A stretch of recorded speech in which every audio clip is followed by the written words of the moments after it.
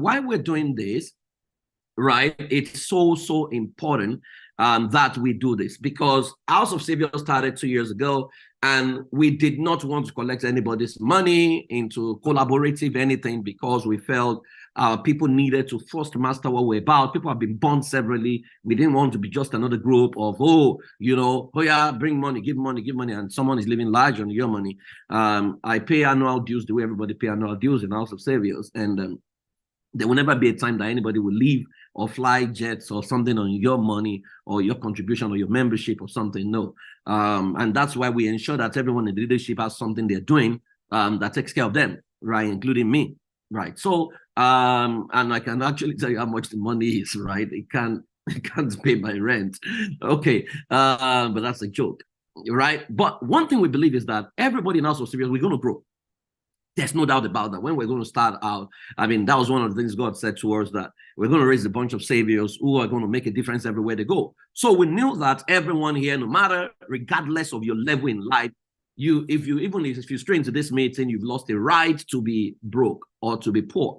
I was at a meeting yesterday evening, and I think Oyinlola is on this call. She was there, and we were having conversations. And someone says, "Oh, let's go." I mean, a guy came from Nigeria, and he says, "Let's go back and take power."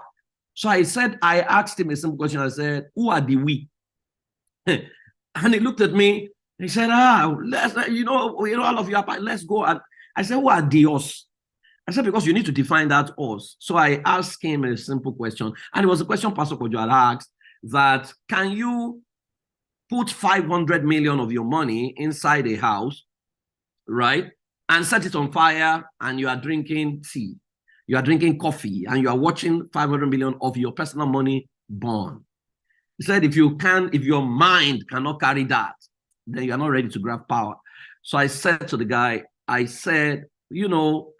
am not qualified to be talking about taking power in Nigeria. I'm qualified to change lives, which is within my power, but to talk about taking power in Nigeria, so you don't understand the dynamics of power in Nigeria. And so my friend Shubumi Plumter was there at the meeting, and Shubumi said, "You know what, in Nigeria, if you're not a big time man of God or religious leader, if you don't have a lot of money, and if you don't have some measure of power, following your people power, forget it." Right. And, Fisayo has said here consistently that everyone has got a voice. Money is the volume. One of the things the Jews have mastered, if you see a typical Jew, you see the hustling. Let me use that word carefully, because kings don't hustle. But you see the quest. Let me look at the quest. Propensity to be wealthy. It's not because they are desperate. It's because they feel that they are surrounded by, in quote, enemies, right? And they believe that if you have money, you can fight injustice, including buying all kinds of sophisticated powers and all. So someone was making a joke at the meeting that, "Oh, can't you say our president, the way he was walking and, hands were shaking during campaign, and look at him right now, he's healthy." And I said, "That's what money can do." I said, with money, you have a fighting chance of living longer, So someone now said, "Oh, Babangida is still alive. Gowon is still alive. Obasanjo is still alive." I said, that's what money can do, because when you have access to the best health care, now it doesn't mean people still don't die, but at least your fighting chance is elongated. Magic Johnson just became one of the latest entrants to the billionaire in dollar enclave group. But Magic Johnson many years ago was diagnosed of HIV and AIDS, right? But the guy is still alive. He made it enough to get into the billionaires group. That's what money can do. So if you have a covenant with poverty, please, House of Saviours is not for you. And I don't even think anybody should be talking about poverty. However, one thing I have discovered and I've learned in my life is that as you grow older, your risk appetite will reduce, but you then must learn to leverage, which is collaboration, right? And it's sad that many people have been burned, the trust has been betrayed by people they trusted over time, bring money. And then someone says, "Oh, come and invest." And everybody brings money to invest. Then the guy is flying business class. The guy has a car garage full of, it's the disease in the black man to flaunt the wealth they don't own, to try to impress the people who do not see them. So our people, when they make money, they want to show that they have attain wealth. I mean, I spent about 4 days in Houston, and I saw party upon parties and parties. And someone said to me, he said, Praise, do you know some of these guys, they're working in factories where they're earning $8 per hour, right? He said, but when it's party time, they actually changed, $400 into $1, and they now hire, that money spraying gun or machine or something to be shooting. And said after that shooting, these guys don't know how they're going to pay their rent or how they're going to pay. That's if they have mortgage and things like that. We need to fly under the radar, my people, because we are not wealthy yet. Trust me, we are not. All right. And because if you denominate all our money in dollars, none of us is a billionaire in dollars. However, we can build a $1 billion community if we are all very, very intentional about it. And that's what I think we can do with our cooperative. So this entire month, because it's the month of the launch of our cooperative, the team has worked behind the scene. And so we are going to be talking about the power of the cooperative and how to leverage cooperative for social good. See, a time came in America, there were monopolists who monopolized the economy, right? And they were all enemies. But when a guy was going to be president who was going to mess up their monopoly, what did they do? They came together and they bought themselves an American president. They installed their president by the Rockefellers of this. They installed their president, by themselves. And that's what money can do. If you have money, you can buy media, you can do a whole lot, you can throw your narrative, you can go anywhere. We can decide tomorrow that, okay, guys, next year we're going to have this meeting in Paris and it's going to be physical and everybody's flying there, right? If you have money, you can do a whole lot. You have options. You can do so much. And that's why we want to begin to concentrate on building wealth for our community. And it's not going to be that kind of wealth where someone sits on top of it and one day disappears and it jackpots, or, no, it's going to be super corporate governance, monitored by a board, who, themselves are okay, and the investment decisions are going to be taken by people who know exactly what they are doing. So we need to be very, very intentional. And so to kickstart this journey today, it's not me. This is not my forte. It's not my area of expertise. When they talk about things like this, I keep quiet and I yield the mic to people who know about it. What I know about is how to build people, how to bring people together, and how to make impact. I know that very well. But when it comes to investments, how it works, how people collaborate, what money does, I have no clue. I know a little, don't say that I have no clue, but my wife helps me because she's a numbers person. But today we have our very own, is our guy when it comes to investment, Godswill. So he's going to be taking this session today. So House of Saviors, please, let's go to the chat box and welcome our Godswill. The thing with what we're going to do is, the people who have billions and the people who have millions, at least the people who have thousands will also have a chance of being part of something bigger. That's how the Jews grew. That's how the Indians grew. And that's how we must grow. So let's make welcome Oga Godswill to the microphone today as I yield the mic to him. Yeah, Praise. Thank you very much. Once again, I am excited to be here for the great opportunity you have given me again to be part of what we are doing in House of Saviors. Praise, the video. I don't know if you can hear me, please. Can you put it on the chat box? I can hear you very well. Okay. One of the major things that I saw in the video that I watched is how a lot of things were mentioned, things that have to do with the Jew community, things that have to do with patterns, and it made me realize that this is quite easy. I really don't know why it's difficult for Africans to be wealthy.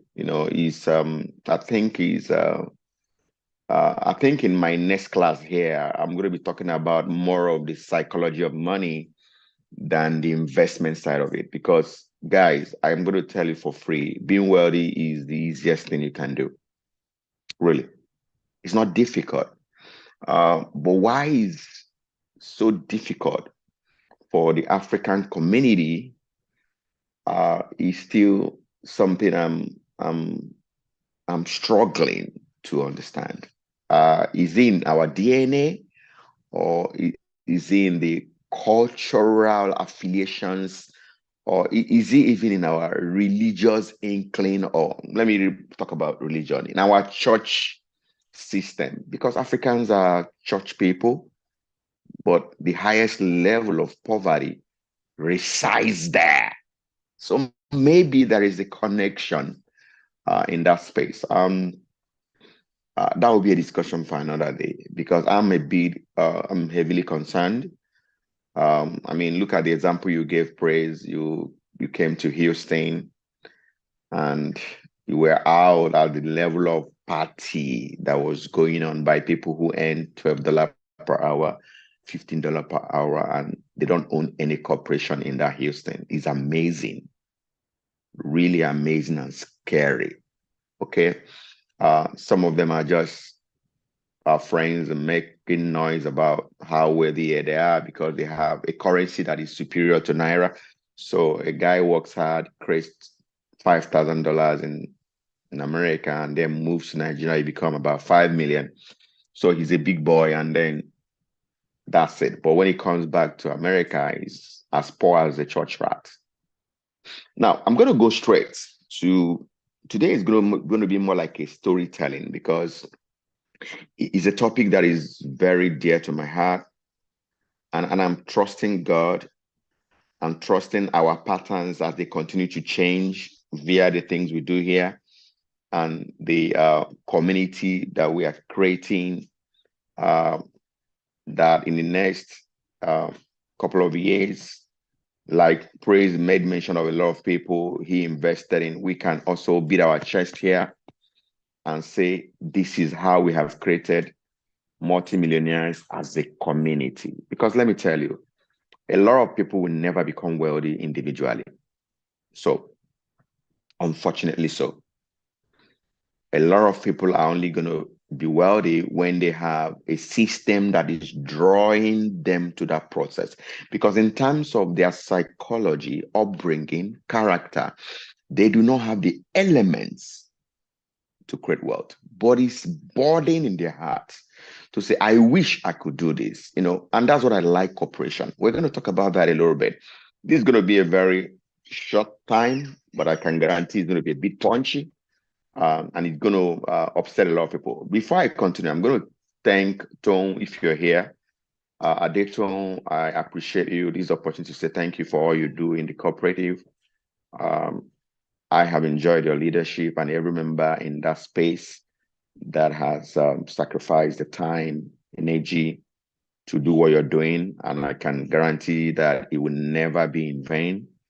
All of you that have been in that process of investing in that process will eventually beat your chest and say, I'm happy I was part of what you're doing. But let me go. I'm going to go by giving you a summary. When Praise told me about what today's topic was going to be, I can tell you in the process of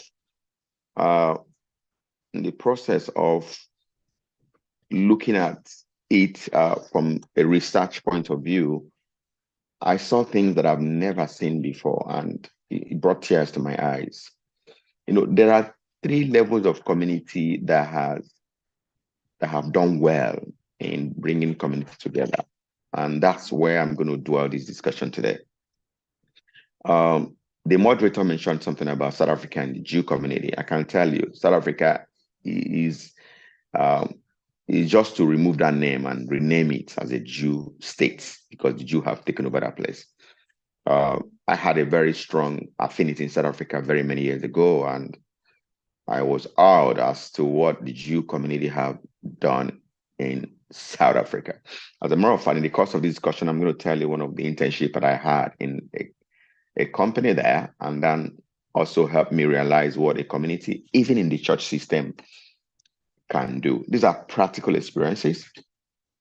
Another community that have expanded this, they have taken this cooperative model into a different level, is an Indian community. Indian community is another community that has been doing cooperative since 1703. Everything about agricultural system and development in India resides around the cooperative system. As a matter of fact, India has provided a model that model that produced, if you remember, the Graham Microfinance Bank was a function of a cooperative system. Having said that, I'm going to tell us one fact that the day you decide to start a cooperative, technically what you have done, listen very carefully, is that you have decided to run a bank. Let me say it again. I'm going to give you comparative processes around running a bank and running a cooperative. I'm not sure you know anybody in the bank environment in Nigeria, Africa, where the owners of that institution are poor. If you know anyone, put that in the chat box. You know any banking system that is poor, put it in the chat box for me. Let me know. If you have any banking environment where the owners of the banking system themselves are poor, put in chat box. I'm here to see, because I've been the banking for the last 20 years, and I've been part of a process that have midwifed one. So I know what I'm talking about from a data point of view. But let me tell you, because I'm going to take us through a journey to say, if you do not get on board in owning a piece of this bank, every time I talk about the cooperative, I talk quite big. So if you know you are afraid to dream big, you may drop off on this chart. If you know you're afraid of doing something that even your prayer can't carry, you may drop off. Recently I was talking to my wife, and it was being a bit nice with modesty. And I said, no, that is not how God wants it. God is a limitless God. I'm not being religious here. I'm just saying, in limitless, we will find structures and strategy to produce what it is we want to produce. And I'm going to give us an intro around that here. Going back to what I said earlier, the day you decide to start a cooperative, you are getting a banking license without going to CBN. That's technically what we're doing. Let's look at the banking structure. What is a bank? The way we understand it. Commercial bank, merchant bank, microfinance bank. What is it? The day you decide to start a bank, what do they tell you? They say you come to CBN and we'll give you a banking license. And then when we give you a banking license, you must show us your shareholders fund. Shareholders fund is how much have you guys contributed together to start this bank. That shareholders fund is what we expect that operational dynamics of the bank must depend on to start. But let me tell you what happens after you are given a banking license. The day you are given a banking license, you are asked to open your door for people to come in. And the day they come in, you're going to give them a form to fill to open an account. Begin to think through the cooperative structure, the banking structure. If you want to join our cooperative, we're going to send you a form to open as membership. We're going to take your BVM, we're going to take your ID card, we're going to take a certain amount of money from you. So the day you open a bank account, and then you begin to put money in that bank, and you begin to withdraw when you want to withdraw. Cooperative, the day you begin to save your money in a cooperative, save your money in a cooperative. The day you want to withdraw, they say, yes, you can withdraw, but we'll structure it in a manner that allows you to withdraw, like a debt process. Whatever it is calling it is a withdrawal. And then what does the bank do? Bank says, all the money guys together. We have another member of the cooperative called Dangote Group. Forget about the name. That is also a member of this, our cooperative in Zenith Bank. He desires to borrow a lot of money from us. We're going to charge interest for that. So it's okay. How much does he have with us? He tells us how much he has. Okay, does he have security to borrow that money? Yes, to borrow that money. He borrows the money, he goes away. He makes money from that borrowing and give it back to the bank. I'm going to tell you where you're going to be a bit sad about this structure that I'm defining for you. Dangote borrows that money. What money is he borrowing? The money Lagbaja A, Lagbaja B, Lagbaja C, the money the Mushi boy brought into that cooperative, the money the Agege boy brought into the cooperative, the money the guy from Idumota brought into the cooperative, the money the guy from Ikorodu brought into the cooperative. I'm sure you haven't lost me. When I refer to that bank as a cooperative, I know you understand what I mean. It is actually a collective system that has the same similarity. Cooperative is a collective group coming together to put money in a structure. That's a bank. But let me tell you where the rubber begins to hit the road. The rubber begins to hit the road when the day all the money made by that certain cooperative called a bank is to be shared.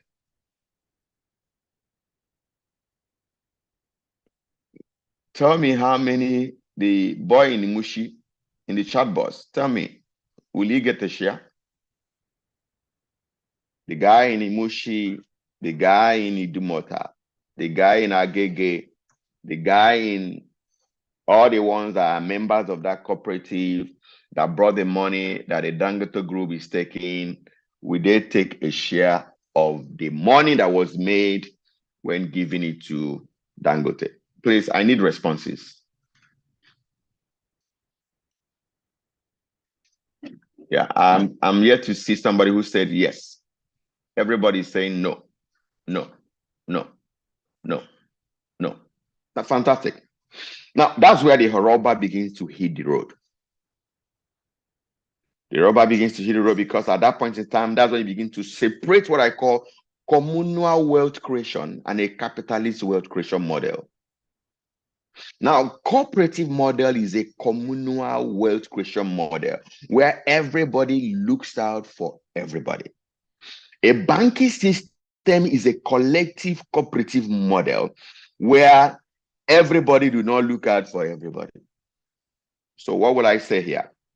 One of the reasons where these people mentioned earlier, the Jew community, the Indian community, is that they have found easy ways of getting a banking license, but with an understanding that we will look out for ourselves. That's it. We have about 30,000 members cooperative in America. Praise. I mean, I don't know whether you can investigate that. I was wowed when I saw that with an asset under management of close to $70 billion. You know, I took time again after you brought in the BlackRock model. I've been reading the BlackRock, my brother. BlackRock is another enhanced cooperative because all of them are using OPM. All of them are using other people's money to create that wealth. But you know, the beautiful thing about that is that the wealth created by this level of ownership are shared amongst the participating members. It's important that you know that. So let me go practical now. About 10 years ago, I was involved in a particular cooperative, or 7 years ago, I was involved in a particular cooperative. I was in that cooperative for about 2.5 years. And in that cooperative, to the glory of God, I wouldn't say I was the head of investment, but I was a strategic investment person in that space.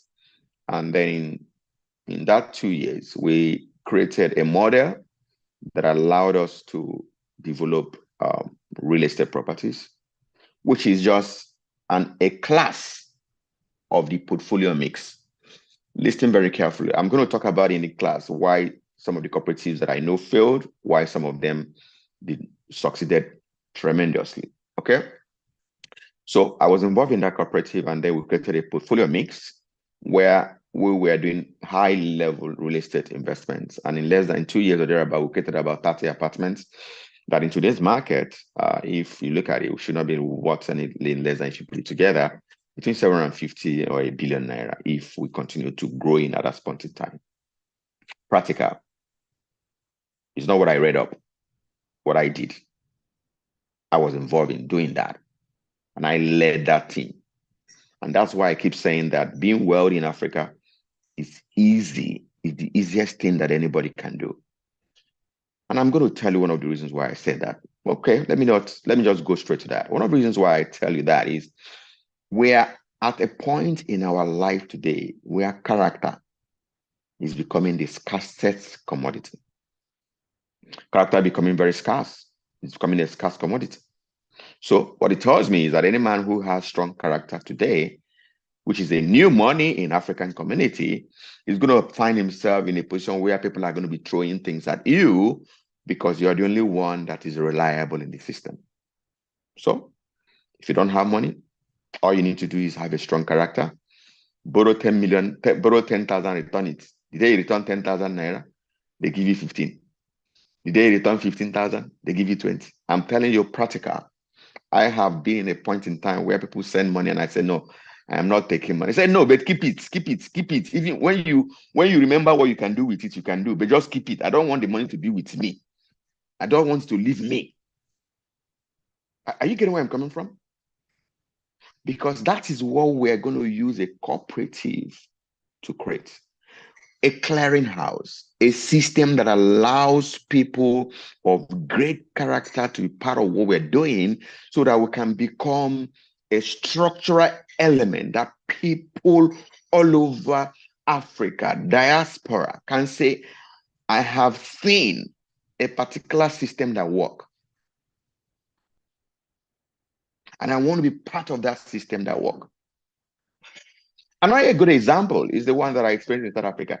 Thankfully, our sister in South Africa who says that while in South Africa, she got across to the Jew, and then she realized how the Jew have made an impact. You know, we talked about networking. I think one of the best networking you can do in South Africa is to get across to the Jew. They run a closed system though, but try and have one or two friends in the Jew. But because 85% of real estate, quality real estate in South Africa today are owned by the Jews, not individually, as a collective process, as a people, whatever name they call it, as a people, as a community, together, collective process.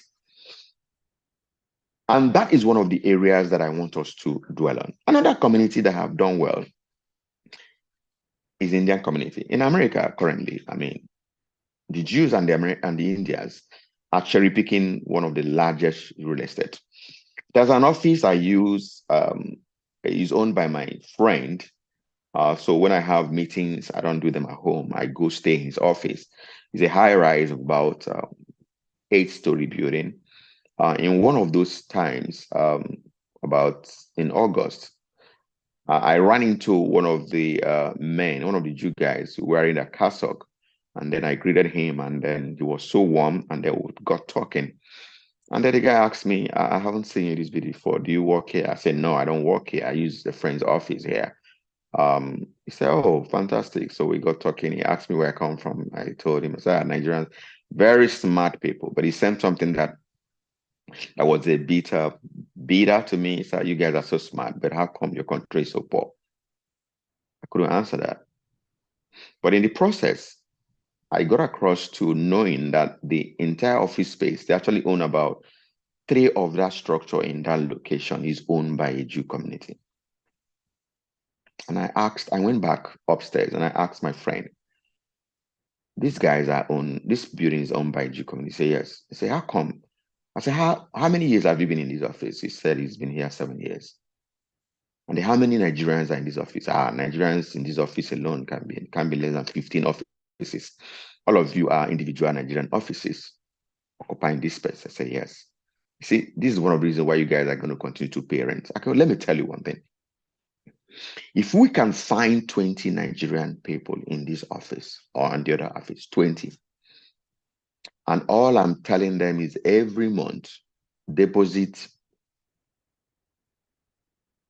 $500 into this account as a collective scheme, or ajo, whatever you call it, or isusu, whatever you call it.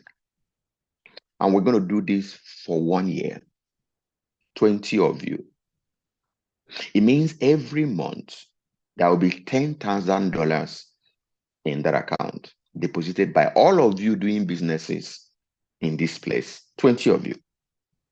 So in 1 year, sorry, do the mathematics for me. In 1 year, how much would you think they would have contributed? In 1 year, please help me. In 1 year, you have 20 Nigerians occupying offices, high-rise offices, contributing $500. This $500 is not enough to, you can't pay their rent. It's just enough to put maybe gas in their fuel or buy groceries. These are monies that they can let go easily, which is why I said, remember what I started? I said, being wealthy is the easiest thing African can do. But the reason they are not doing it, for me, is beyond human understanding. I'm beginning to think that maybe Africans are hypnotized. Maybe Africans are heavily hypnotized. It's about $120,000. And let me tell you how this environment works. With $120,000, it qualifies for $1 million property in America. So the question is, why are we not doing it? Why? What's difficult? What's difficult in it? It's not difficult, but why? Maybe there's something around it, which is the jinx we're trying to break using our cooperative to say, guy, you guys need to break this jinx. Why are you not doing it? I'm talking about 1 year. I'm not talking about 5 years. Do that math for 5 years. Do it for 5 years, and it will amaze you. In 5 years, they have almost made $1 million. With $1 million in America, you have qualified $1.2 million. You have qualified for close to $10 million property, commercial real estate located all over a particular place. That's one of the reasons why the Jews are taking over the whole world, because they understood that Africans and the people who could do it are very selfish. My brother, bone that story. Nigerians are one of the educated people in America. Our head will be swelling. Nigerians, they are in medicine, they're in IT. You have Africans who have individual wealth that can run out in 5 years maximum. What's that? You can see them in a big house, in a big car, for him, for his family, for his children. All those wealths, he can't stop working. Have you wondered, have you wondered how it works? Where you come in and say, this guy is doing so well. Then while you're still talking to him, say, I got to go do my shift. I got to do my shift. He's still working worse like the guy you left in Nigeria. But he's telling you, and the guy is doing so well. He's doing so well.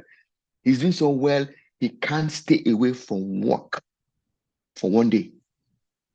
He's doing so well. Come off it. What we're going to be talking about here as time goes on is how wealth buys you time. How wealth buys you the things that time, when you lose time, how are you doing so well, you can't show up for family meeting?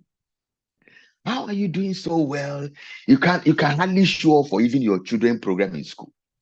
How? Because these guys we're talking about are still 30 days away from poverty. 30 days away from poverty. I've talked about the Jews here in America.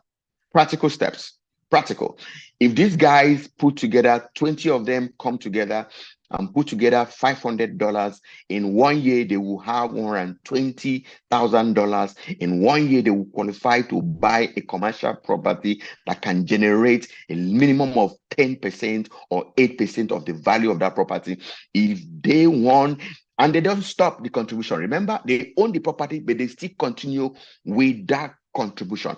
They can replicate this every 24 months, meaning in 6 years, this guy will own real estate projected properties in looking for commercial spaces worth close to $20 million.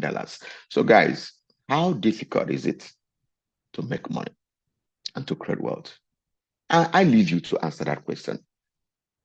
I leave you to answer that question. I've given an example of what we did in Nigeria, and we're doing it again. But I'm going to give you another example. Another example I'm going to give you, in my course of working to get a license for a certain bank, I was a part of a team that led that process. I ran across a particular bank that I called FSDH Merchant Bank is a bank you guys know very well. FSDH. These are, I'm going to just give examples that are in public domain so that I don't run foul of non-disclosures that I've had to do in the past. Please, pardon me. FSDH Merchant Bank, the cooperative of FSDH Merchant Bank owns about between 18 and 24% of that bank is owned by a cooperative. So it means every year, FSDH in the last 10 years have paid dividends in the last 10 years. Of 8 years of those 10 years, they have paid dividends, and these dividends runs in hundreds of millions. And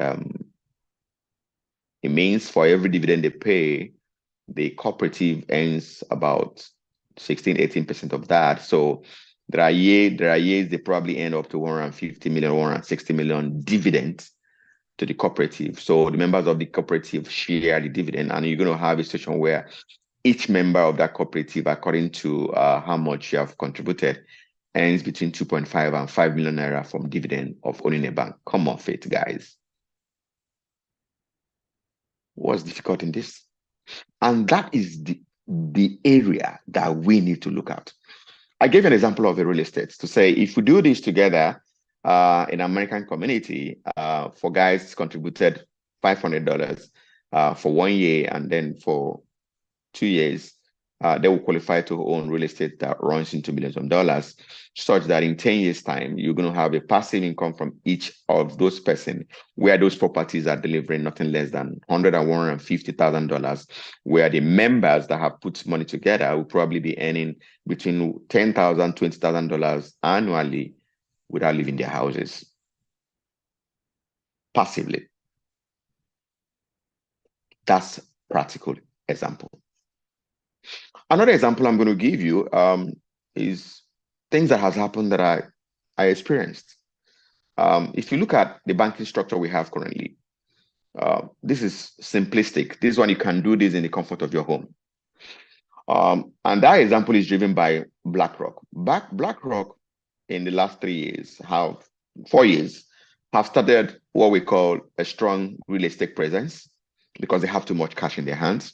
So they are beginning to invest majorly in what you call a family housing scheme, multiple family housing scheme, using the same model of other people's money, contributions of people. But the only thing is that the dividends they pay to contributors, which is akin to what you have in cooperative. So when Praise says we're going to replicate BlackRock, I believe he was speaking in the spirit. I believe it because BlackRock is an enhanced side of cooperative, because it's a closed system. Why? You have a BlackRock that do not accept everybody. You have a closed together. Let's come together, do something. But when we hit this number, we don't want to accept new members. It's only members that we have inside that can invest in what we're doing. Another particular example you can Google that is Fundrise. Fundrise is a REIT. Fundrise is another level of cooperative. Fundrise Limited deals only on property under what you call real estate investment trust scheme, where members of that club are cherry picking properties all over America and using the leverage point of that property to borrow more money from the public and from the bank to create a larger pool of real estate for the owners and for outsiders. And that's what I've been doing. Let me get back to the banking system that I mentioned, because guys, what I've given you are practical stories. I remember when I got back from South Africa, when I did internship many years ago, I went to my church and I said, I saw something that we can do here. Guys, really, I don't know whether it's a hypnosis around African churches or if we are doomed. I don't know. There's something that needs to give. I did an internship with Sanlam Group and I learned a model that can allow every church to develop a wealth. In South Africa, I saw a church that allows people, you bring in your tithes, 25% of the tithes you pay to church is invested on your behalf, and then they use that 25% to grow investment. As at the time I was there, I was running to millions of rand, and they were buying properties. As a matter of fact, I heard that when that church was going to build their church, it was going to be a rent for the church. The church didn't go there to say we own it. The church and the investment of members put together to build a church and build centers, community center, office space. You know, the era of building a big church is gone. You build a center where you have offices around it, and then even the church pays rent for what it owns, because that's a disciplined way of running to create wealth. Okay, so you do that together. The investment is begin to gather for the members of the church. Guys, what kind of discipleship can that be? Where a member of the church has investment in the system, where part of the money is contributing, an investment for him. Oh, let me add, because insurance is heavy in South Africa, a portion of your investment is used to acquire a life insurance policy for you, what they call a life and burial insurance policy. The sister can confirm what I'm saying here. Burial and life insurance policy in South Africa is big. So a portion of that is used to buy a life insurance for you, a burial fund for Jideka. Thank you very much. A burial for you, a burial insurance for you, because so that when you die, we're not going to be contributing money for how your children will finish school. The church is not going to be bothered about who is going to take over the children, or somebody will show up. You remember those when somebody dies, somebody will show up. So I will pay the children's rent, school fees. 1 year after, we'll be looking for him. In that church, it did not exist. Pre-qualification to be a member is you must be part of what we're doing. It doesn't matter how small you're doing it, you must be part of what we're doing. You know, there's something my mom used to tell me, you know, praise, maybe that's another area we look at. My mom used to tell me as a young child, I was very stubborn. I'm among the people that will enter church from one door and leave from the other side. And then when my parents are looking at me, that I've entered, I've left from the other side. And then my mom sat down one day and said, look, that not everybody you have to preach Christ to or preach to heaven to. Some people you have to slap them into heaven. So among the people that were slapped into heaven, because every Sunday I used to chop cane. I think at this point in time, we need to develop a model that allows us to begin to slap in people into being wealthy forcefully, because it's imperative that we do that currently. So back to the banking system that I mentioned earlier. If you could on your own do a study and look at the yield curve, I'm going to try as much as possible not be investment languages here. The yield curve, because I have about 5 minutes to go there about the yield curve of most of the bank. I'm going to just give you an instance of what is going on. Why a BlackRock continue to own the world. Why do they say they own the world? This is a company that has about $9 trillion and under their portfolio and have a leverage point of about 3 times of that, of about $28 trillion. That's why they own the world. The question you're going to ask yourself, whose money is it? Is it their money? No. Other people's money. Other people's money. But what they have done is this, which is one of the things where I'm hoping that we will do in our system. What have they done? It's a very simple model. The simple model says, I get people's money, I create a portfolio mix of real estate and a portfolio mix of index funds.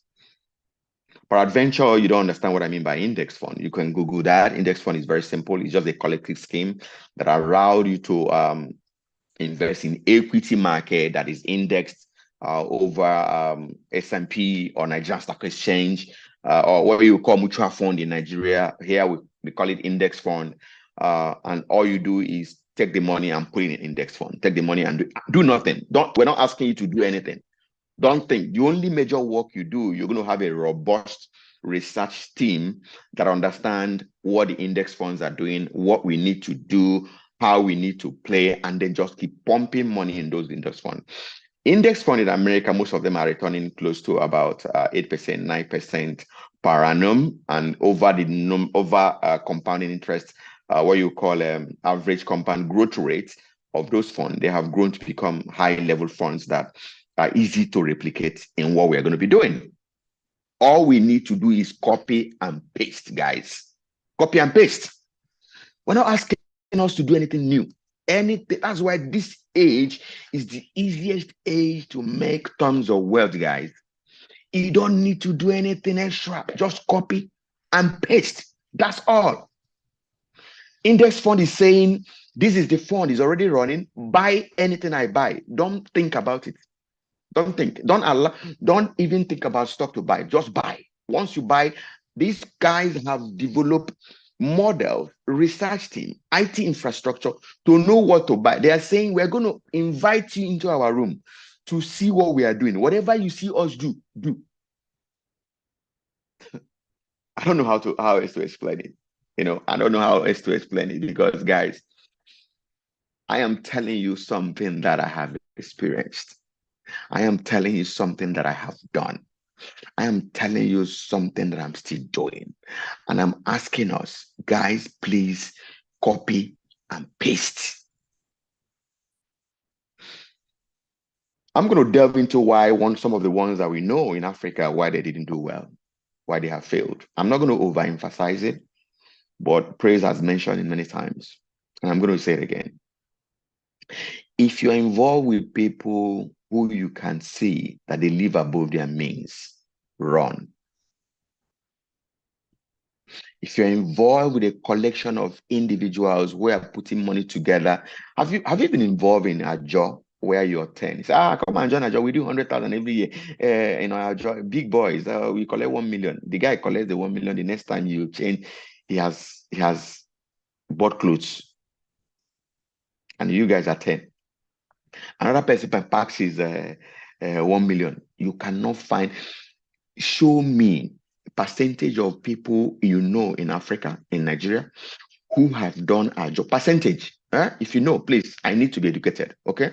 I need to be educated on this. Show me percentage of people who have consistently done a job in Nigeria without a structure, who have become wealthy doing it. Structure is the word. Structure. System is the word. Structure and system helps in forcing you into something you naturally will not want to do. But the structure allows you to get there whether you like it or not. That's the difference. Back to the banking environment. The banking environment is the structure and system-driven space where people come together. I'm discussing the reason why cooperatives fail is that they don't run all the new lanyard of a bank. A bank is regulated by CBN, saying thou shalt not do A, B, C, D. Most of the cooperatives who are regulated comes with thou shalt not do A, B, C. You see similarities? Is there? But where the road rubber begins to hit the road is where you have a collection of cooperatives that is run by family members, or run by friends, or run by we came together to do it, and all of them, they know what they're doing it. Nobody can fire anybody. Nobody can say no to anybody. One of the differences, they know what they're doing. Nobody can fire anybody. There is no corporate governance around it. There's no risk management framework around it. That's why they fail. Somebody inside can take money outside. Nobody's asking questions. That's why they fail. Let's go back to the banking environment. The managing director of a bank, as it were today, cannot unilaterally take a decision and take money from the system without passing through the credit risk management system. Anybody who's in the bank here can confirm that. You can't wake up one morning and say, I like the way my wife spoke to me yesterday. I'm coming to take 50 million into my pocket. It's not going to happen. And that's exactly what needs to be put in place in every cooperative that allows that system and structure to hit the road and ensure that that is not happening. But let's go back to the benefit of a bank. Last year, the yield curve of a Zenith Bank was about 18%. Yield curve, meaning they pay dividend, and if the amount you invested in Zenith Bank as it were was 100,000 naira, you got back 18,000 naira. I'm talking about 100,000 naira. Let's go to 1 million. If you invested in Zenith Bank last year, or 1 million naira, when they paid their dividend, the yield curve was 18. You got back 180K. Let's stretch it a bit. If you invested in Zenith Bank and you had 10 million naira and you got 18%, your yield curve was 1.8 million naira. Guys, like I said when I started, the easiest thing that can happen to each and every one of us sitting down here is wealth creation. It's easy. It's not difficult. But you need the right thinking, the right people, the system, the structure put in place to make that happen. For some of you sitting down here and listening to me, I know some of you are probably, I'm heavy in equity investments. That's my forte. As a matter of fact, some of the properties I did in Nigeria very many years ago were done through equity market, equity investment. And that's one of the things BlackRock is doing today, using people's money to do index funds. And I can tell you that's one of the things we're going to be doing in Cooperative. We're going to have a portfolio mix where we have an index fund and then real estate. And then you're going to have the most professionals get involved in that business to ensure that, just like Praise say, we do not require the cooperative fund to pay our children's school fees. So it makes it easy for us to leave that money there for the next 10 years so that we can create this world. It will be a sin in the next 10 years to be part of what we are doing here and you're not part of the people who are going to get wealthy. I'm drawing to a close right now, but I'm begging you, I'm appealing to you that one of the best things we can do to our community today is to reach out and see how many we can save. I haven't seen, yeah, you can save them with your time, but like Praise have always said, the money is the volume of your voice. Okay, one of the easiest way we can really help our community is to first save ourselves, and then we can reach out to see how many people we can save. And I strongly believe that we have created a strong structure, systems that can allow us to do that. All we need to do is put our hands in the plow and just do it. Be a Nike in this, just do it. I'm not asking you to do anything serious. In your own private time, you can sit down and do. Real estate may be a big high end. You can sit down and go and understudy the equity market today in Africa, even in Nigeria where you live. Come off it. You don't know what is going on. I'm challenging you today. In this year alone, the equity market has returned 42%. This year. In the midst of APC, LP, it's not working, it's working, it's working, it's not working. They bought yacht. Stop discussing who bought yacht and who didn't buy yacht. Go and buy your own. There are models available to allow you get your own. UBA today, let me digress a little bit. UBA today have done almost 34% this year above what they did last year in profitability. So what does it mean? It means all the owners of UBA, last year they paid 2 naira per share. This year they are projected to pay 2 naira 50 kobo per share. What it means is that their yield are going to hit 20 or 22%. Meaning if you had 1 million naira in UBA, as at when they marked down their record, you will walk away with 200 and something thousand. But you know what? You did nothing. You only stayed in your house, slept well, did all you, and then they sent you the money. What a wonderful time to be alive, guys. I'm quite emotional talking about this because I'm always emotional talking about wealth creation and poverty because I see no reason why an African mind should be poor. I can't conceive it. I don't understand why, because it's the easiest thing today. Like I said, copy and paste. That's all. You don't need to think. You don't need to. Index fund today is another Yahoo. Seriously. But it has a system, it has a structure, and that's what protects it. So I'm gonna conclude right now by telling us why we have to succeed. One of the critical things that I've fallen in love since I've been part of this process is the fact that we're investing in people. Anything that has to do with investing in people drives me and drives a lot of people who are sitting there listening to sound of my voice. One of the reasons why we must succeed is there's so many hunger out there that we need to help. I'm looking forward to a time when we will have enough fund in a system where out of our dividend payout, we can put people back to school.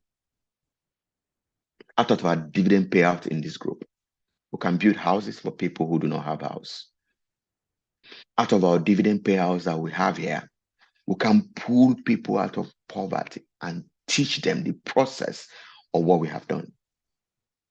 Out of what we are doing here and the knowledge we are gathering here, we can get into a market space and replicate this process.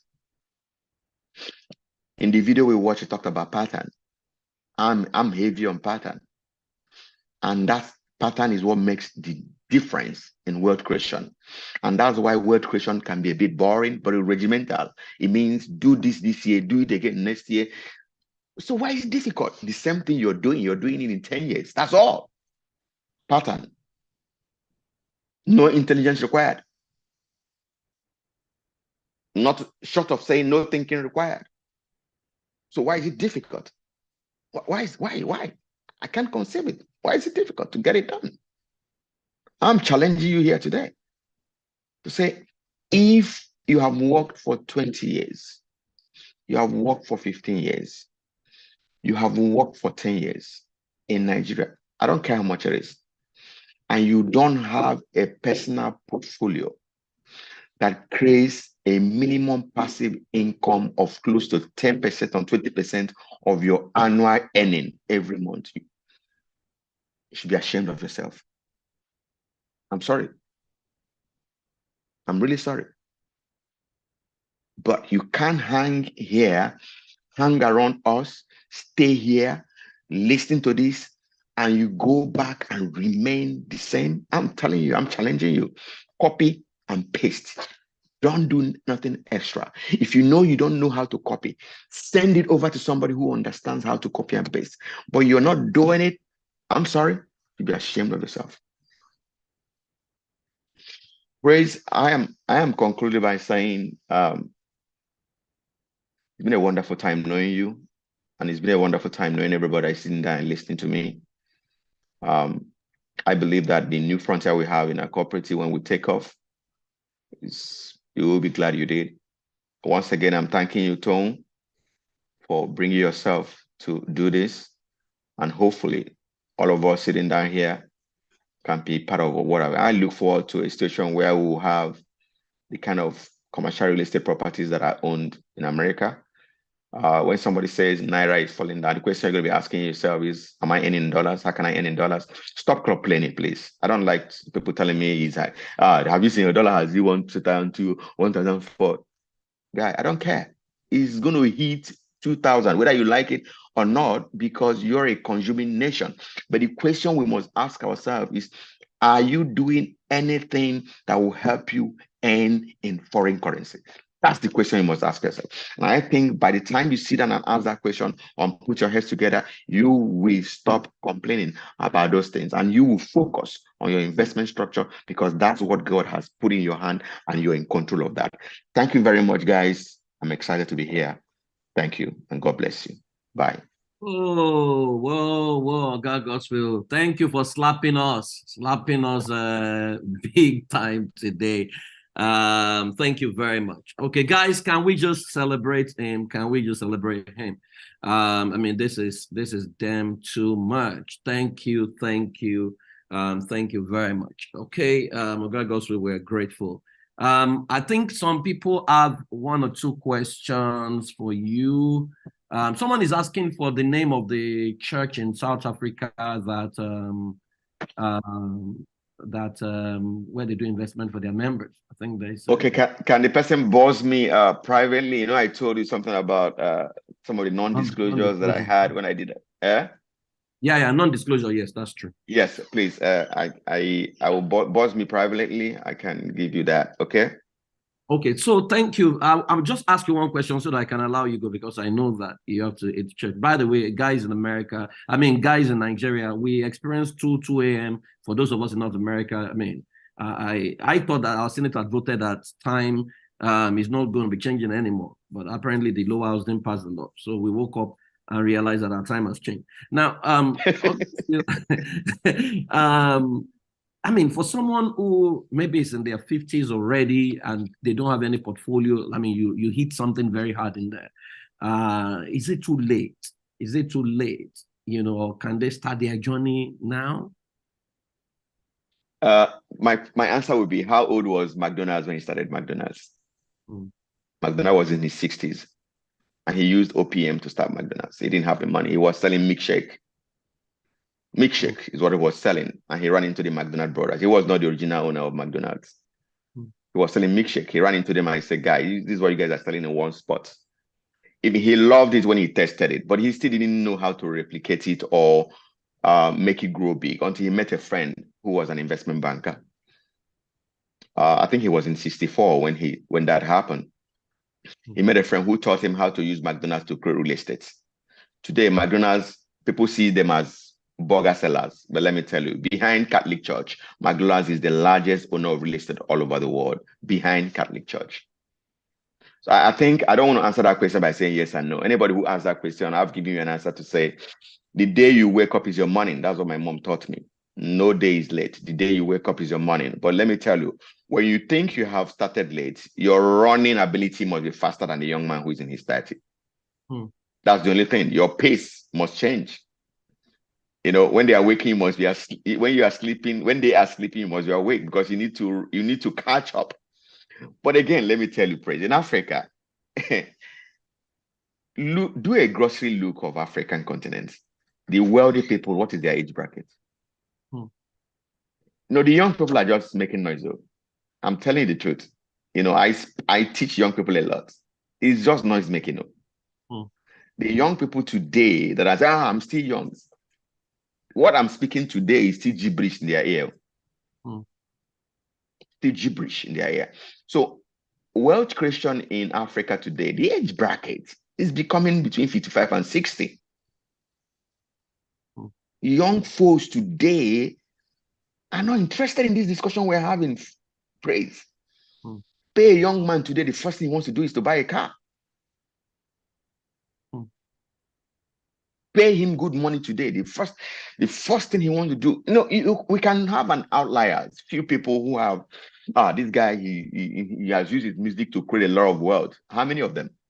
Out of the lot. What percentage? 2, 3, 4, 5. What happened to the 95%?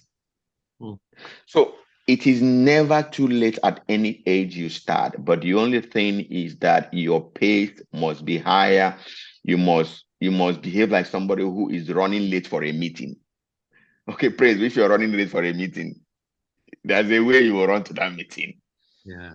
So if you are in 50s, you don't have a portfolio, soak yourself. Don't take my word for it. When you listen to me, don't agree with me. Please, don't take my word for it. Soak yourself into the understanding of how you can run faster and start and run. You know, what I tell people is when I meet people who are late, I say, okay, let me give an example. A friend of mine met me that was in Nigeria and said, I finished speaking to them in Lagos Business School, where I've been teaching for 10 years now. And the guy he used to work in Shell and he met with me and he said, I haven't done much. And then I asked him, how much have you earned in the last 20 years? This guy in earning, I'm not exaggerating to you. The earning this guy has done in the last 10, 15 years of his work life is close to 400 million. Salary, allowances, perks, dollar, naira. And then the asset this guy has is not up to 10 million naira. Wow. You know, wealth is created in small pack. It doesn't come in big pack. That's why if I give you 200K, your pattern will show me what will happen. 200K doesn't look a lot of money, but you can easily disappear into a phone. But 200,000 naira to another person who understands this pattern can go into a Zenith Bank shares and he stays with his old phone. You see the difference? So the guy who collects 200 in 1 year can earn 10 million and still will not see it because the 10 million came in small pack. He's waiting for when he hits 1 million, 2 million before he can invest it. But once you create a pattern that allows you to say, every money that comes to me, I will invest 50%. Even when they give you 10,000 naira, you will invest 50%. Praise, let me shock you here. That was the year I few of myself and some friends, the dividend that was earned in just the normal market space was enough to pay children's school fees and house rent. Wow. It's easy. It's not difficult. It's easy, but it's a pattern, it's regimental. You must be in a hurry. Hurry is the word. Once you are in a hurry, guy, you're good to go. It has nothing to do with age, because compound interest, which is the ninth wonder of the world, will compensate for every year you have lost. Because I tell you, if you start doing it in 10 years, you will recover almost everything you have lost, because compound interest will work in your favor. Thank you very much, Oga Godswill. We're really, really grateful. Thank you. We hope to see you again next week when we launch. Next week is when our Bank of the Future starts officially. And so if you don't plug in on time, well, you won't say we didn't tell you. I mean, I feel very fulfilled and I feel very excited in my spirit. My own is to just cast the vision, and I'm excited that we have people who run with it, and they are willing to help us build something, because I always bother about Black wealth and what's happening. I mean, I got a group of young Nigerians, tech guys, they do enjoy in America, in Dallas here, and they contribute, $100,000, about 12 of them. So each person picks 1.2 million every year. So I asked the person who was sharing with me to say, so they have to wait till, every year. So the person on the 12th year, what if something happens? And, so I was like, why don't they do that 1.2 million for all of them and invest in something together and then build wealth for the next, because at the end of the day, the person who collects $1.2 million, if he doesn't have financial intelligence sense, it's going to blow it. And put it in, luxury cars and what have you. And by the end of the day, he may not even have money to contribute for the 11th year or the 10th year for the person that will. So my friend said that if he was in that group, he would be the first to pack the money. So that if he collapses, he collapses. So I said, again, that's a mentality. I always thinking of let me cash out. Why don't we build for the long haul? Why don't we think of something that is transgenerational? And that's what I think we're going to be about. I believe we're also going to be restoring the confidence of people who have been burnt and broken, and people, I mean, once you see your guy goes on top of anything, calculator is there, so nobody is going to be thinking about, how do we corner this money? How do I corner? Because that's usually what happens, at the end of the day. Once the leadership does not submit to a system that vets them, it's going to go bad, because someone is just going to wake up and he wants to live large and he's going to corner everything he thinks the wealth is entirely is. And it doesn't work that way. We have to rebuild trust and help our people. And, I don't even care. We're about 70, 80 in here. We got to start something. Right. And so it's a good time to start. I look forward to seeing you guys next week. Thank you very much, Godswill. It's over.